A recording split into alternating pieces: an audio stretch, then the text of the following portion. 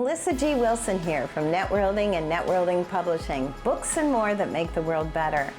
If you get a chance, before this is over or right after, don't forget to hit the subscribe button. We'd love to have you back, and I'd love to see you again here, learning and growing.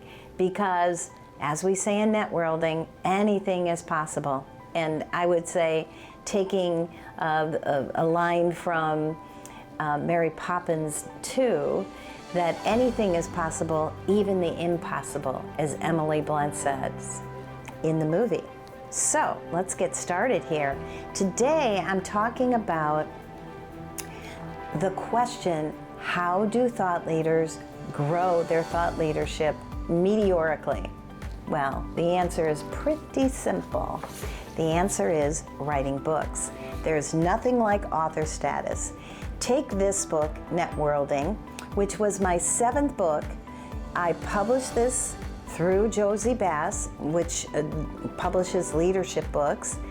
They are owned by Wiley, and this 7th book happened to be the book where I took my networking approach, called Networlding, to another level. With my first book, the Chicago Entrepreneur Source Book, this book brought me the connections to all kinds of great places in Chicago.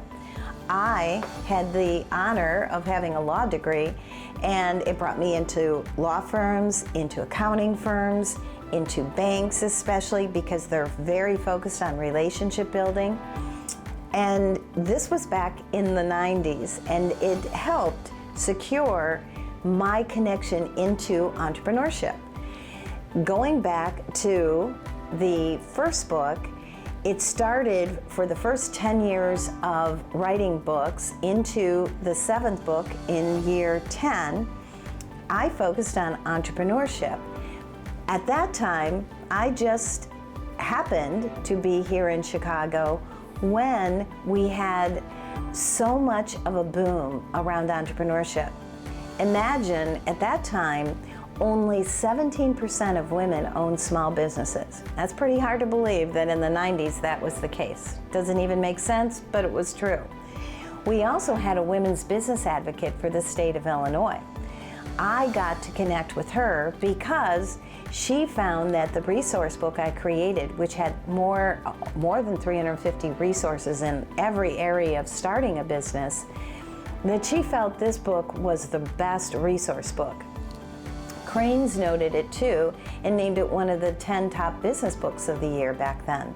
So that gave me the start to get connected into banks, especially a bank called American National, First Chicago, and I just kept going. It was a wonderful opportunity to utilize a methodology that I was building. And I extended that then to book number 2, which was my first book that really focused on networking. And I had the opportunity to be housed in with an accounting firm that had a training arm. So I got to test out, be a practitioner in networking. And at that time, there were very few practitioners in networking in the 90s. There was Ann Bowe, there was Susan Rowan, How to Work a Room, there was Bob Berg, the Go-Giver. And in Chicago, I had the chance to connect with Dr. Wayne Baker from the University of Chicago. And we used to do presentations together. Writing books on entrepreneurship and networking also got me connected to the University of Chicago, the women's graduate, business graduate focus there was the Women's Graduate Advisory Board. And I met so many wonderful people, including Jocelyn. And Jocelyn, I had interviewed her before, prior to Networlding, on a book on strategic alliances. So I asked her when I got done interviewing her for that book that I was working on, I said, what's one thing, this is a great question to ask, what's one thing that you haven't done that you want to do in your career? And she said, to my surprise, I want to write a book. So when that opportunity came, when I was talking to my publisher, Josie Bass, I said, in answer to, hey, what do you want to work on next, Melissa? I said, I've really focused on entrepreneurial networking. What about corporate networking? I want to bring Jocelyn in to co-author with me. That was one of my best strategies, by the way, for you thought leaders. Partner with another thought leader.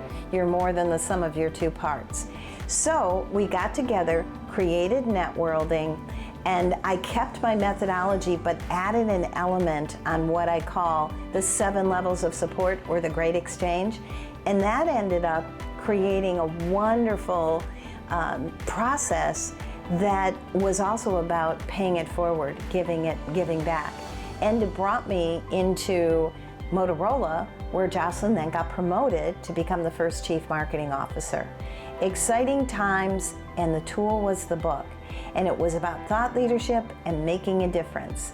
And I'll share more in future videos on how you can take your thought leadership and use all the strategies that work to make a bigger difference in the world.